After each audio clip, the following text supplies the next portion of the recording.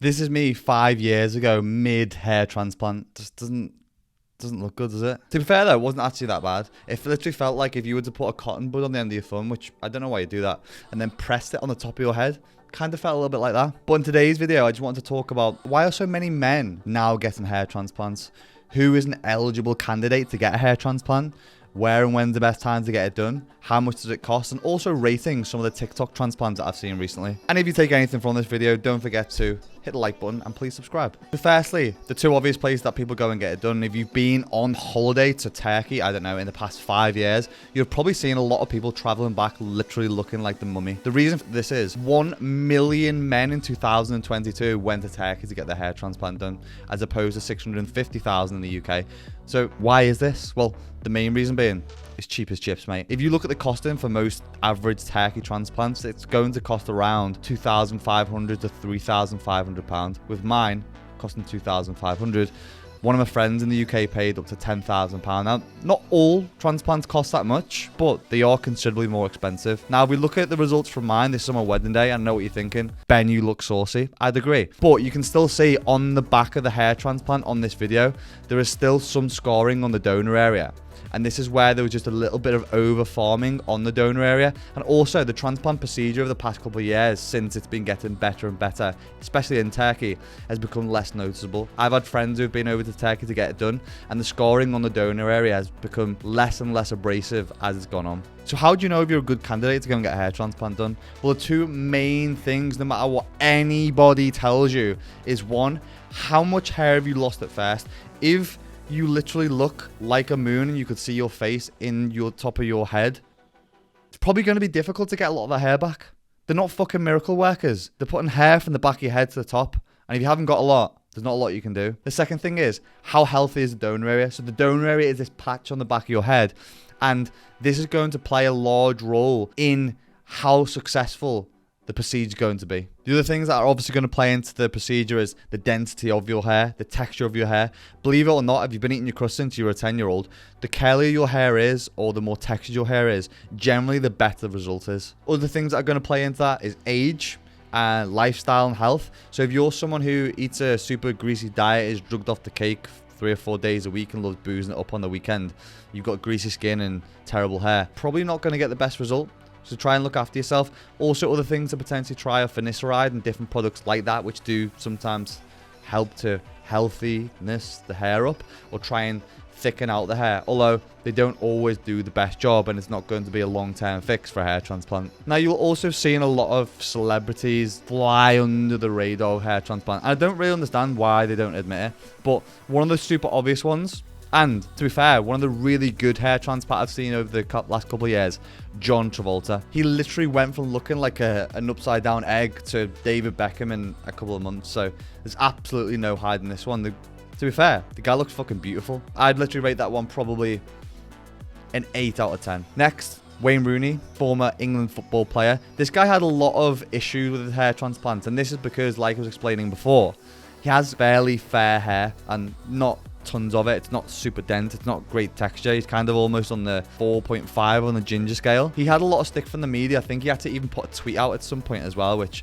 the media don't do a great role in ridiculing men for their hair loss. And for guys, it's a big part of their life. It's a lot of guys' ego rests on that hair that sits on the top of the head. It's literally like a guy's crown. And when you lose that, you lose a bit of your self-confidence. I think there was even a big pushback on Prince William or Prince Harry. I'll try and find the photo of where they had a meme which was like, the only British tragedy I know is this one. And probably rate his transplant a 2 out of 10. It's really not taken very well. I think he's had multiple hair transplants, which is, again, you know, like when you're doing a test when you're in high school and you write over the same piece a couple of times and try and rub it out, and you end up with that crappy, blemishy, thin material paper. It's kind of what happens if you have multiple hair transplants. Elon Musk, one of the richest men in the world. I mean, if he can't pay for a good hair transplant, then no one can. And his has come out fairly well as well. I don't know if he's openly come out and said, I've had a hair transplant, but is rain wet? let's not beat around the bush. It's fairly obvious when people's foreheads go from 5 heads to 2 heads. So let's not piss about with it. Now, I just want to jump in and have a look at a couple of TikTok transplants that I've been tagged in, because this is really where this video kicked off. And I put a video on TikTok a couple of months ago and it's on about 3 million views, and it's become a big talking point for guys with hair transplants. So let's take a look at the first one. Mate, I have an entire hair transplant and my hairline still gets roasted. I mean, you lot don't rest, do you? To be fair, this is one of the nicer comments, but basically asking, why is my hairline still quite high, especially the size? Why didn't they bring it in? So this is what I was talking about before when I was talking about a 5 head and a 2 head. And what I mean by that is, how many fingers can you get on your forehead between the eyebrow and the top of your hairline? They are not miracle workers. They can't pull the skin forward. And one of the determining factors which is going to allow the hairline to drop is where these go to. And what I'm referring to is the wrinkles on your forehead. If your muscles come super high up on the forehead, your hairline can only go as low as they will go. And a lot of surgeons are quite skeptical about bringing it too low towards that muscle area because it can cause real issues. This guy's still got a nice hairline, but it just can't come super low.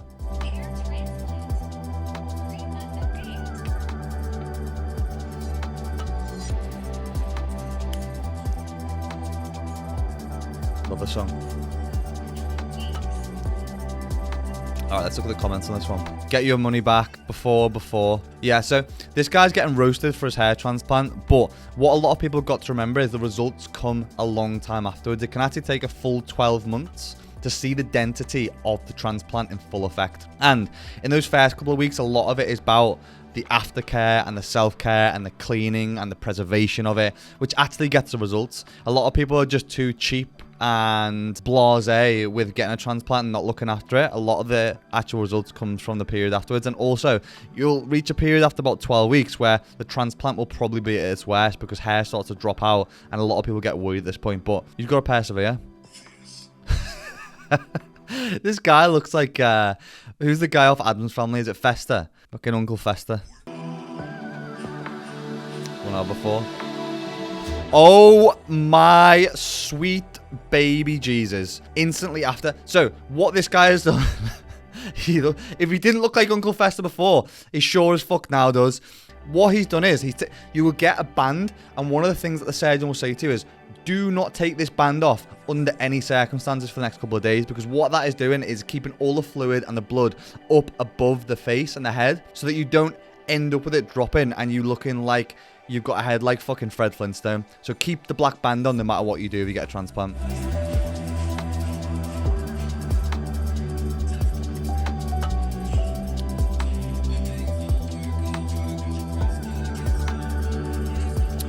Week 9. Yeah, so on week 13, you can see the hairs have been dropping out. The density of the follicles is a lot lower.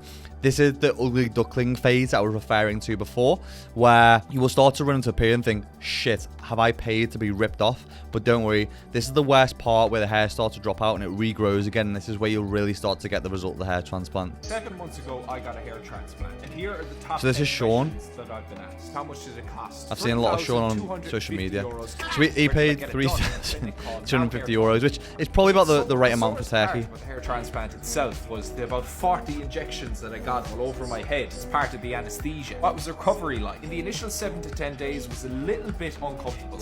Yeah, so the hair transplant, like I said before, doesn't hurt too much, but the fucking javelins that they put in the back of your head, the anesthetic in the first place, hurts a little bit. Hurts a little bit. I have to take finasteride and minoxidil. The answer to that question is yes. Milligrams of finasteride every single day, and before bed every night, rub some minoxidil all over my scalp. You don't have to take finasteride and meloxicam. I didn't take it afterwards.